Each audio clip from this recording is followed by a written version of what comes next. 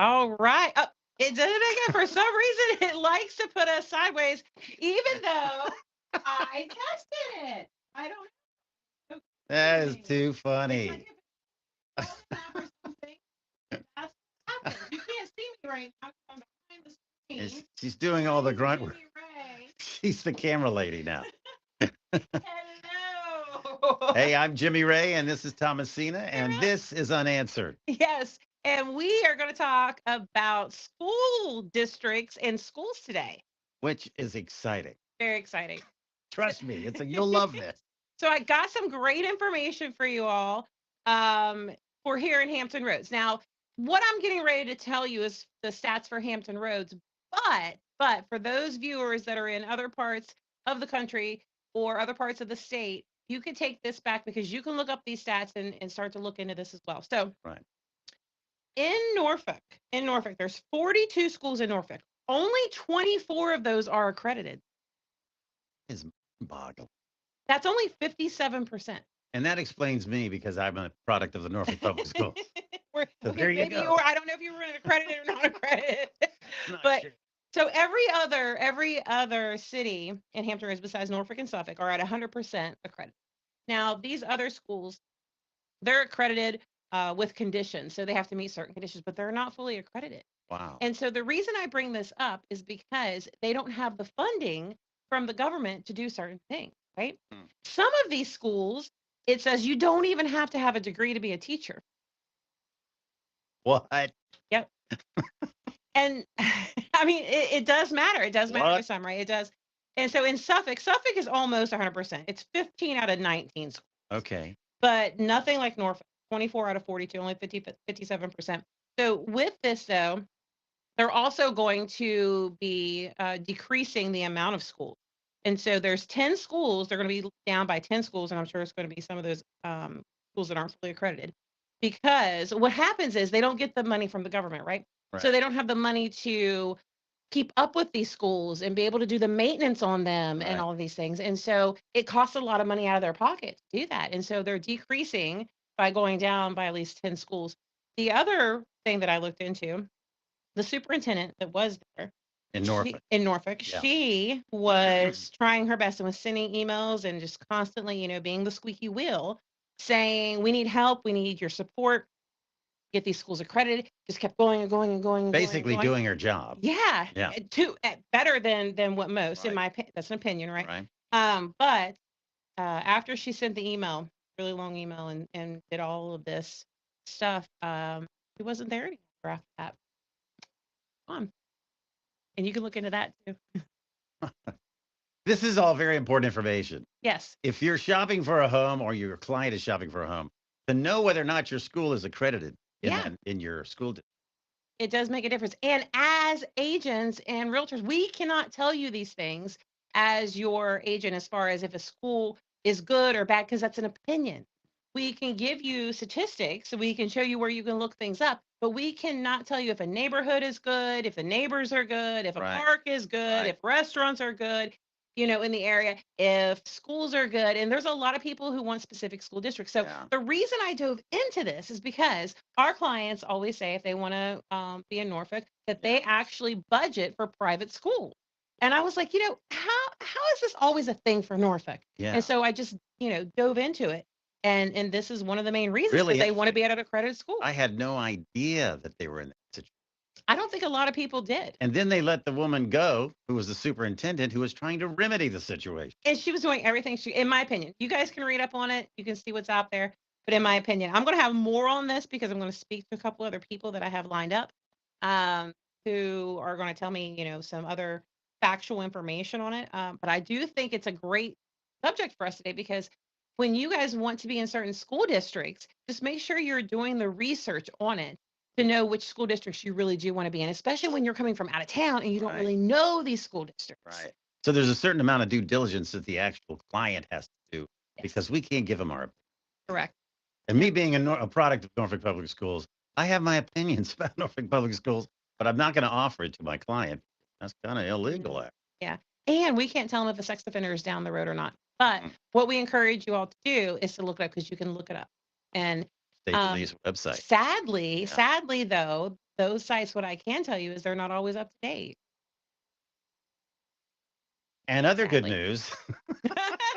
We're full of good information, but not specifically great news. Yeah, that's right though. But so many times that, schools are such a big deal for families with kids, when they're Yes. moving. And here in Norfolk, and again, Hampton Roads is southeastern Virginia, if you're not in our area. That's the area we live in. And it's the largest naval installation in the world. So when people move here because they've gotten restationed here, they have families, they have kids. It's very important that they understand their responsibilities on their own behalf Yes. to find out about the schools.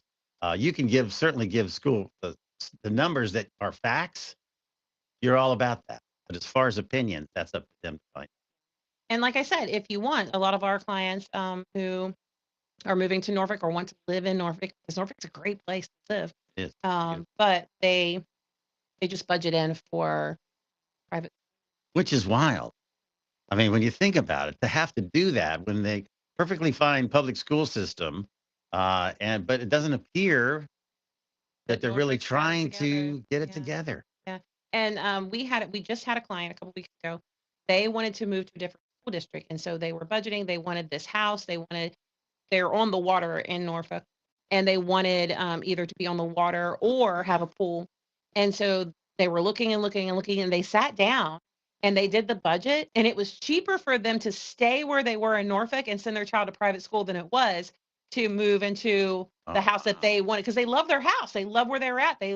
And so when you have that, plus they had a good interest rate. They had a 3% interest rate because they got What? QZ. Yes. They had a good interest rate. So all of these factors, right? Yeah. And so they said, you know what? We sat down and we did the numbers. And the agent was sad because she couldn't help them find a house now, Right. but will in the future.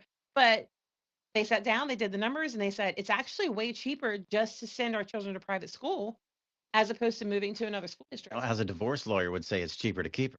Oh, well, Yeah, yes, that's there the you go. divorce Yeah, lawyer that for is you what a right there. divorce Yeah. lawyer would And which say. I am not a divorce lawyer.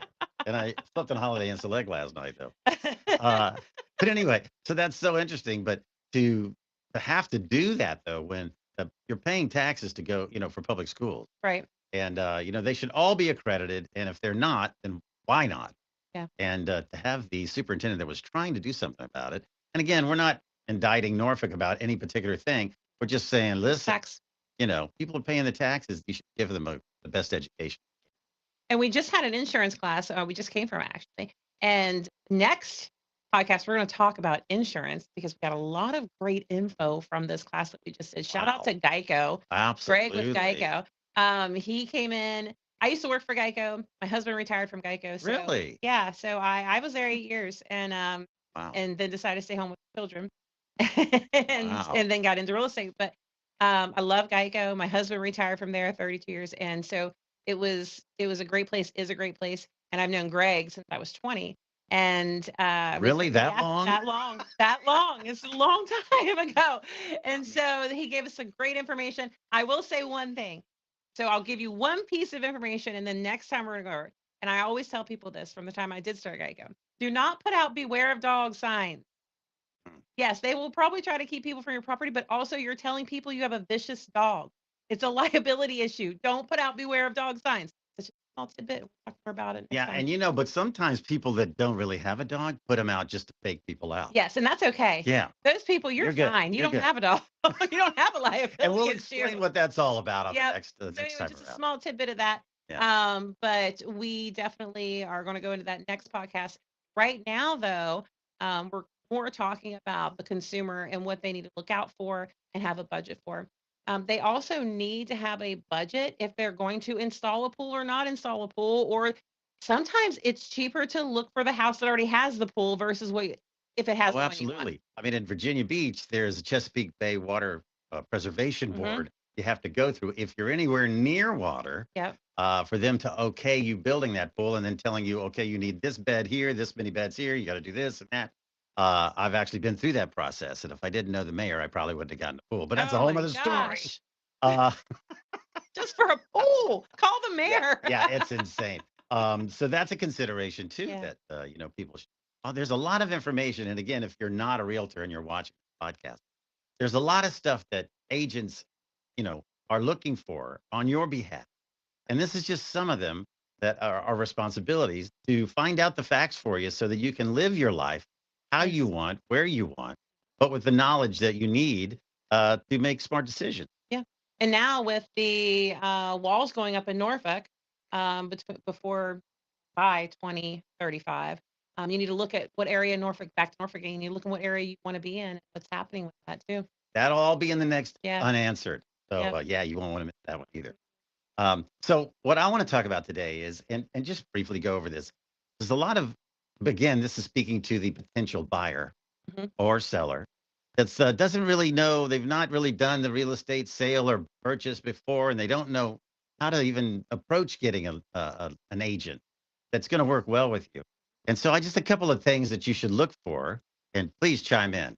Uh, You know I will. yeah, when you when you're looking for an agent, of course, word of mouth is great. I mean, if you have a friend or a coworker that really, really loved their agent, that they just whatever their transaction Girls are was, key.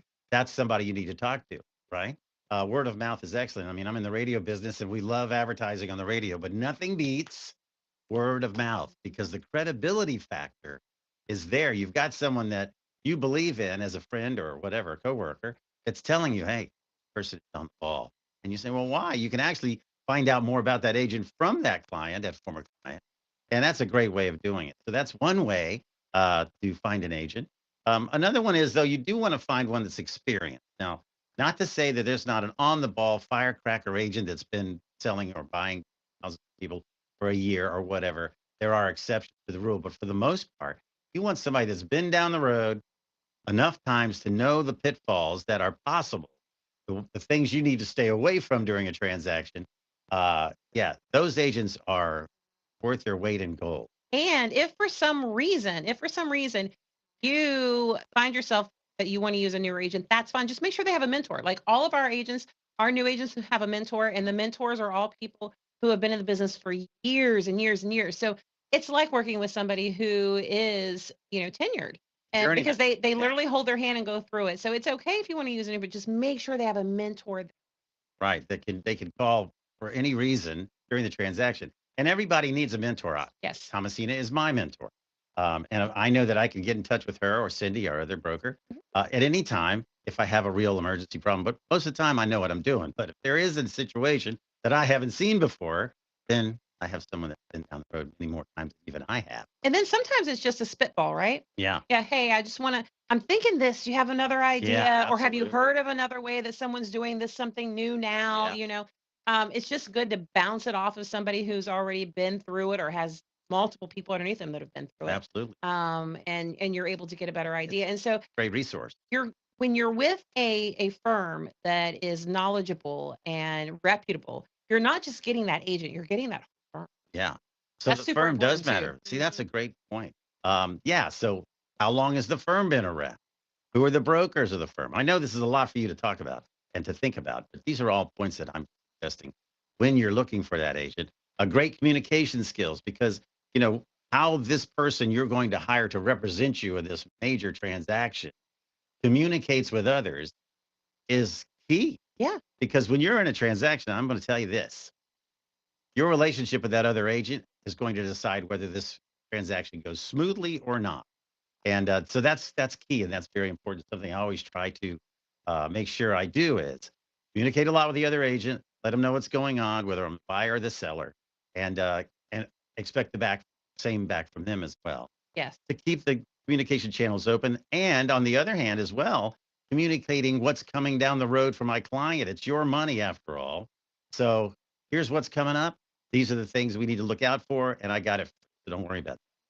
Also, agents that have a list of vendors that are available to them that they use and are dependable, will show up on time, and do what you need to do.